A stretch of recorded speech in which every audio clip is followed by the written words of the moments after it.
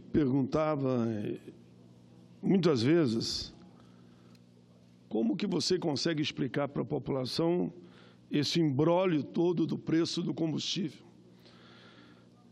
E foi assim, senhor presidente, que eu recebi uma carta do professor Assis, da Universidade Federal do Rio Grande do Norte. A carta dele explica didaticamente para as pessoas entenderem essa questão do aumento do combustível. E vou fazer isso aqui da tribuna, senhor presidente. Registro carta recebida do professor Assis, da Universidade Federal do Rio Grande do Norte, sobre a nossa Petrobras. Diz ele: não costumo escrever sobre questões da Petrobras, por um motivo muito simples. Trabalho nessa empresa e me torno parte suspeita de opinar, mas hoje faço uma exceção. Diz ele: em primeiro lugar, preciso esclarecer a diferença entre valor, preço e custo. Quanto custa? Aí, didaticamente, ele vai falando. Quanto custa plantar legumes em casa, numa pequena horta familiar, por exemplo? Se levarmos em conta o tempo despendido para oxigenar a terra, adubá-la, manter a irrigação durante semanas, esperar o alimento crescer e amadurecer, lutar contra as pragas e doenças específicas de cada hortaliça, não esquecendo que no nosso tempo custa dinheiro e que a porção que iremos colher nesta pequena plantação não nos alimentará por muito tempo. Vai em frente. Então chegaremos à conclusão de que seu custo é muito alto, pois estaremos agregando ao alimento um valor que não estamos dispostos a pagar, apesar de seu preço final ser muito baixo. Esta é uma rápida definição do que é custo e valor das coisas. Às vezes, o custo de produção não vale o preço praticado e vice-versa.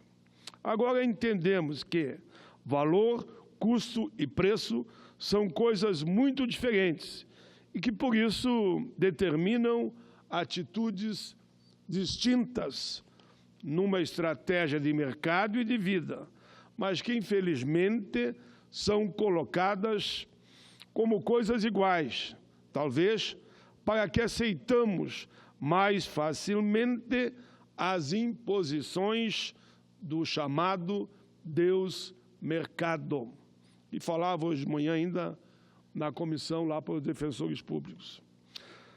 Agora, diz ele, preciso explicar o que acontece hoje com a Petrobras, o governo e as demais petroleiras presentes no país. Primeiro, é preciso entender que não é a Petrobras que determina o preço final do combustível, até porque a Shell, Ipiranga e todas as outras praticam o mesmo preço no mercado nacional. Na verdade, as empresas estrangeiras, diz ele, apenas revendem o combustível da Petrobras, porque não se sujeitam a comercializar o seu próprio combustível a um preço tão baixo. Isso mesmo, a Petrobras vende o seu combustível para o governo, entre aspas, a um valor muito baixo, muito baixo. Então, seus concorrentes se limitam a comprar o combustível da Petrobras para revender em seus postos, porque estão ganhando, estão lucrando, e se manterem, então, ativas no mercado nacional, enviando toda a sua produção de hidrocarbonetos para o mercado exterior, onde podem praticar margens de lucro ainda bem maiores. O grosso do valor do combustível vem dos impostos exigidos pelo governo. A Petrobras tem um custo de produção muito mais baixo do que as suas concorrentes. E, baseado nesse custo, ela determina um valor mínimo para que não tome prejuízo e depois o libera para o governo colocar o seu valor final em cima, como ele bem entender.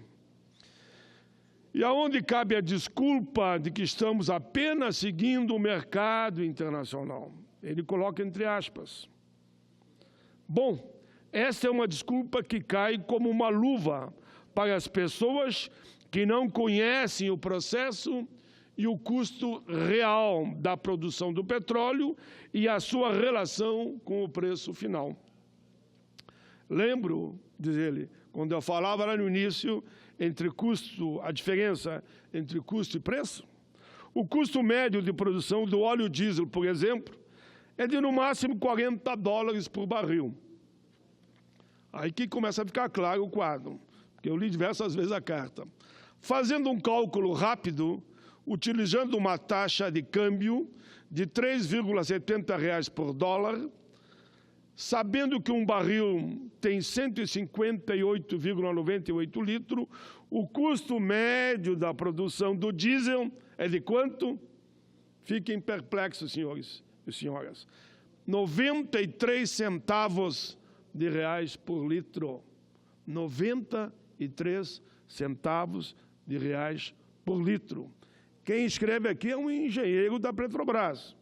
Aí repete ele, isso mesmo, o custo do diesel é de 0,93 centavos de reais por litro.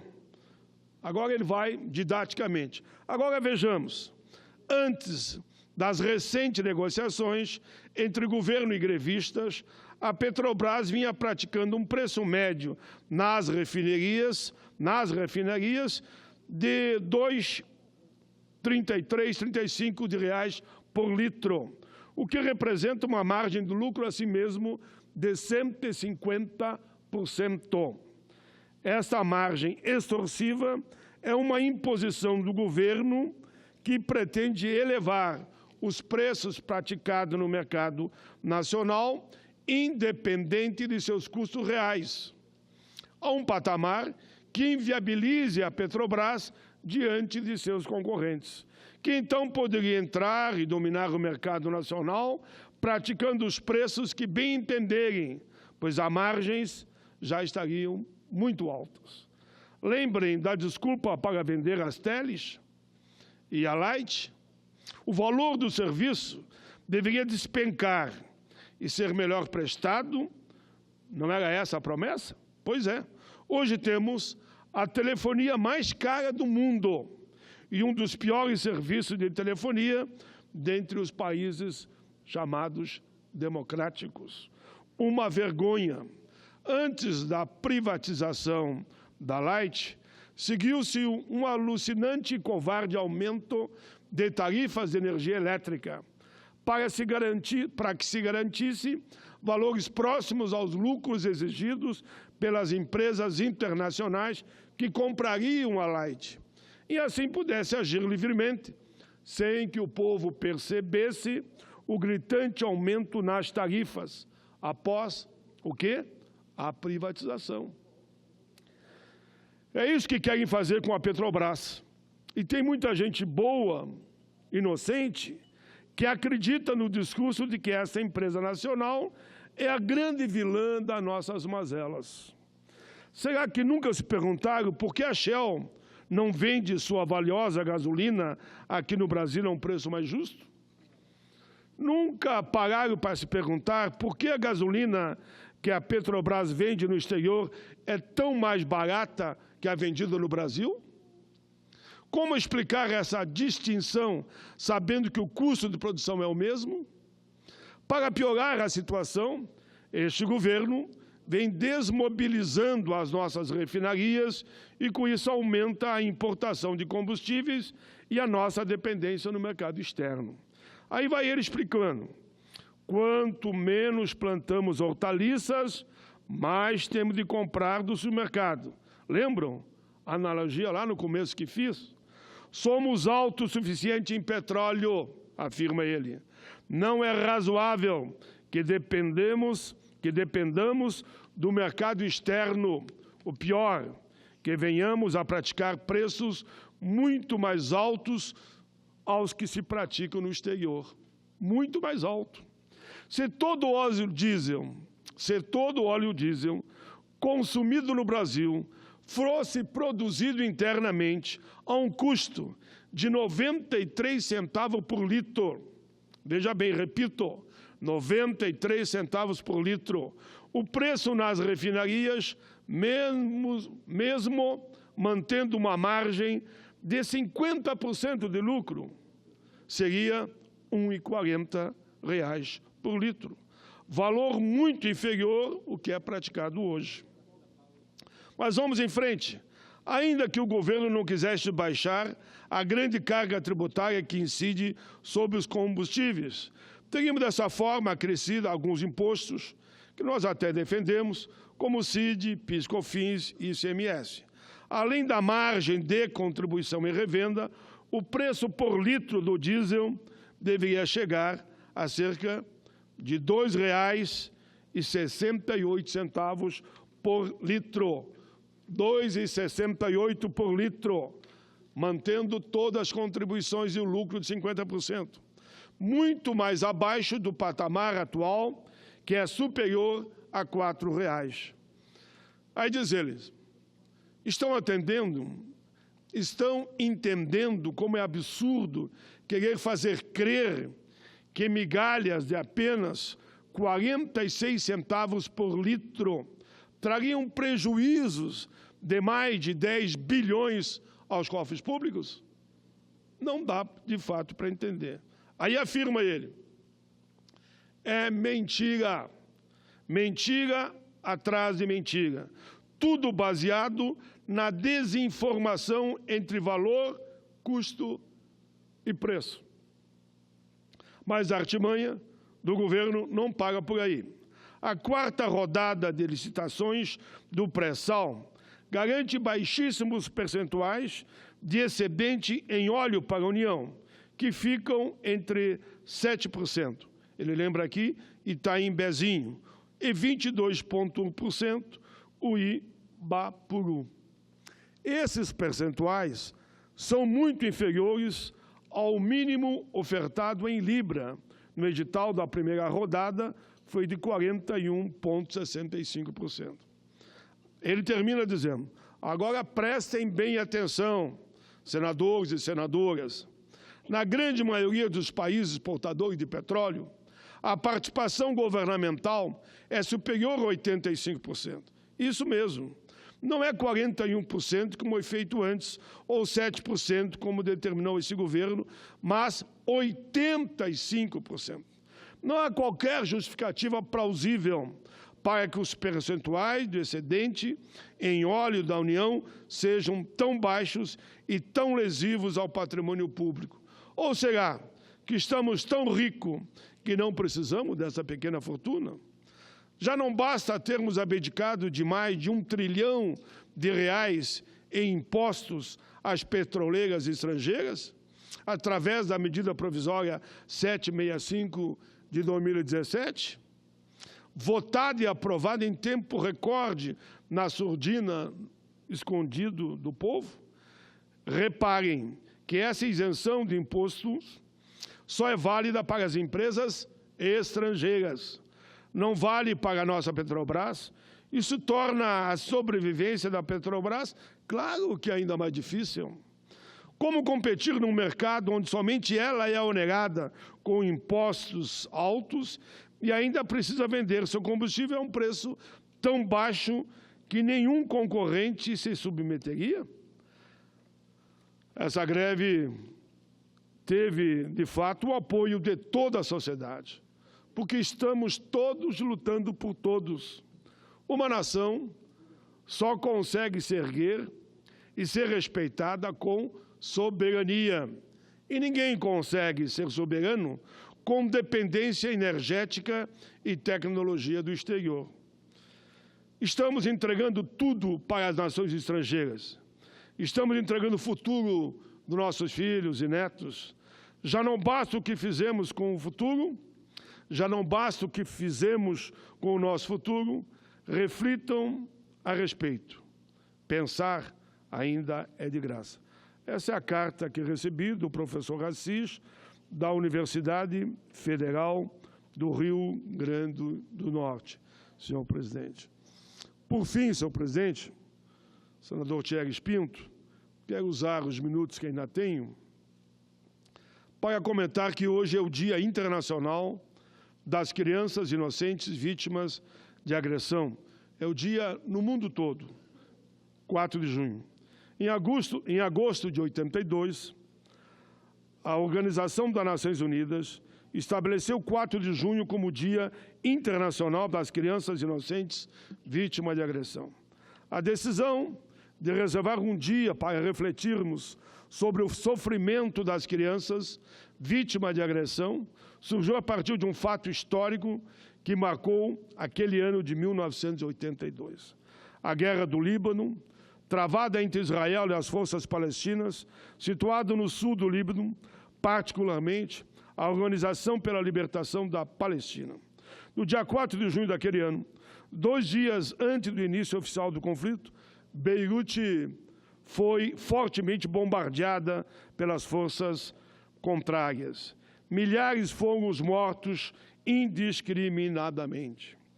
E calcula-se que 8 a cada 10 vítimas foram civis. E muitos desses civis eram crianças palestinas e libanesas. Não foi a primeira vez nem a última que inocentes, particularmente crianças, tombaram diante da estupidez da guerra. Mas a ONU achou por bem, e com muita propriedade, marcar aquela data como um dia anual de reflexão sobre as crianças que perdem a inocência, a liberdade e a vida pela estupidez humana. Embora a sua origem seja um evento específico, a data se expandiu em escopo para englobar toda e qualquer situação que envolva inocentes agredidos. Reservamos anualmente o dia 4 de junho para nos compadecermos do sofrimento das crianças que em todo o mundo são vítimas de abusos físicos, psicológicos, emocionais, sexuais, seja em cenário de guerra, seja em cenário de paz. Também dedicamos dia 4 de junho para pensar em caminhos que nos aproximem cada vez mais da meta 16.2 da Agenda 2030 para o Desenvolvimento Sustentável, que estabelece aquele ano como prazo para eliminarmos o abuso, a exploração, o tráfico, a tortura e todas as formas de agressão e violência contra crianças e adolescentes. Precisamos trabalhar duro, pois apenas 12 anos nos separam de 2030 e as estatísticas sobre violência contra crianças são assustadoras. Os dados da pesquisa global sobre a violência contra a criança, que a ONU publicou em 2016, nos dão conta de que a cada ano mais de 1 bilhão de crianças são vítimas de algum tipo de violência em todo o mundo. Cerca de 170 milhões de crianças são submetidas ao trabalho infantil. Metade dessas crianças, atividades insalubres que ameaçam sua saúde, sua vida, sua segurança. Mais de 11 milhões de meninas com idade entre 5 e 17 anos realizam trabalho doméstico. Mais de 100 milhões de crianças vivem ou trabalham na rua. Mais de 3 milhões de crianças com menos de 15 anos são soropositivas. No Brasil, segundo dados da Ouvidoria Nacional dos Direitos Humanos, relativa a 2015, são feitas a cada hora, 2 denúncias de violência sexual contra crianças em nosso país. A cada hora, 2 denúncias de violência sexual. E reparem que a violência sexual é apenas um quarto tipo mais comum de denúncia. Os mais comuns são negligência, violência psicológica e violência física.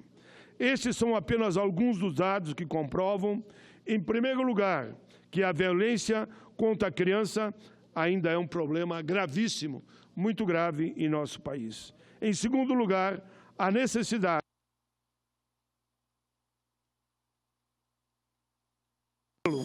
é urgente e incontornável. É dever moral de cada um de nós fazer avançar a luta para erradicar a violência contra a criança. Não importa a escala das nossas ações, cada um faz o que está no seu alcance, mas todos precisamos nos engajar nessa caminhada. Temos várias frentes: a prevenção, a educação de crianças e também de adultos, a punição dos abusadores, o investimento governamental nos diversos programas voltados ao combate à violência, entre outros. O que importa é agir, é encarar a proteção à criança como uma obrigação moral e legal inescapável. Senhor presidente, reconhecer esses esforços é parte importante nessa trajetória. Apreciar o trabalho daqueles que contribuem para o combate à violência, tanto em forma de dar conta do que vem sendo feito, quanto uma fonte de inspiração para prosseguirmos nesse bom combate, nesse caminho. Nesse sentido, senhor presidente, peço mais 2 minutos a Vossa Excelência, presidente, e já concluo. Nesse sentido, apresentei recentemente o projeto de resolução no Senado, número 9, de 2018, que institui a honraria Nayara Soares Gomes, a ser conferida anualmente pelo Senado Federal às pessoas naturais ou jurídicas que tenham se destacado na luta contra a violência que atinge crianças e adolescentes. Quem é Nayara Soares Gomes? Nayara foi uma menina de 7 anos, da minha cidade natal, Caxias do Sul, que desapareceu no caminho da escola, dia 9 de março deste ano. Ficou desaparecida por 13 dias, ao fim dos quais, lamentavelmente, tanto a Polícia Civil e Militar descobriu que ela havia sido raptada, explorada sexualmente, estuprada e morta por um criminoso que já foi identificado, um grande executivo de uma empresa, está preso, graças à Polícia Gaúcha. O caso de Nayara é um entre dezenas de milhares de outros casos semelhantes que acontecem a cada ano em todo o mundo. Mas queremos honrar sua memória e torná-la um dos símbolos da nossa luta. Nayara era uma criança feliz, sorridente, comunicativa e iluminava os ambientes onde estava. A atrocidade que foi vítima, que é a atrocidade que são vítimas tantas crianças todos os dias, precisa ter um fim.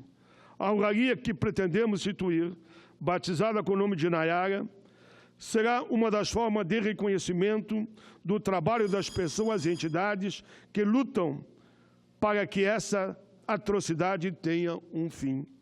Nesse espírito, peço o apoio de todos para que esse projeto de resolução, aprovado, pois se trata de uma contribuição, mesmo que pequena, para avançarmos na meta de eliminar todas as formas de violência contra nossas crianças, se torne realidade. Senhor presidente, lembramos, aqui eu estou fechando, que a honraria Nayara Soares Gomes será entregue todos os anos, dia 4 de junho, Dia Internacional das Crianças Inocentes Vítimas de Agressão.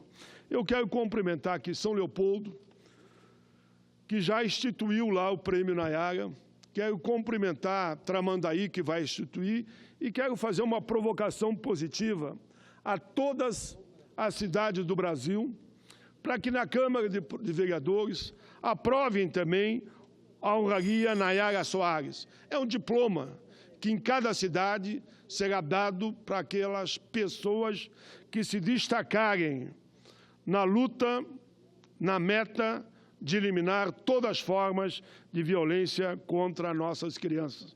Diversas cidades do Rio Grande adotaram.